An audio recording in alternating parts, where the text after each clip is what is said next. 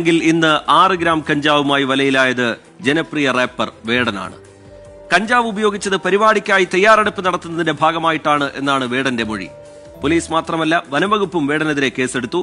വേടന്റെ മാലയിലുള്ളത് പുലിപ്പല്ലാണെന്ന് കണ്ടെത്തിയതോടെയാണ് നടപടി. റിജിത്ത്, എന്തായാലും വൈദ്യപരിശോധന പൂർത്തിയാക്കി നിലവിൽ ഇപ്പോൾ വേടനെ ഹിൽ പാലസ് പോലീസ് സ്റ്റേഷനിലേക്ക് കൊണ്ടുപോയിട്ടുണ്ട്. എന്തായാലും പോലീസിന്റെ തുടർ നടപടികൾ അവിടെ നിന്നാകും ഉണ്ടാവുക. നേരത്തെ നമുക്കറിയാം, രാവിലെ 11 മണിയോടുകൂടിയാണ് വേടന്റെ ഫ്ളാറ്റിൽ വെച്ച് പോലീസ് പരിശോധന നടത്തുന്നത്. അതിനിടയിലാണ് 6 ഗ്രാം കഞ്ചാവ് പിടികൂടുന്നത്. പിന്നീട് വിശദമായി നടത്തിയ പരിശോധനയിലാണ് കഴുത്തിലുള്ള മാല അത് പുലിപ്പല്ലാണോ എന്ന് സംശയം ഉയരുന്നു. പിന്നീട് വനംവകുപ്പ് അവിടെ എത്തി പരിശോധന നടത്തുന്നു. പുലിപ്പല്ലാണ് സ്ഥിരീകരിക്കുന്നു.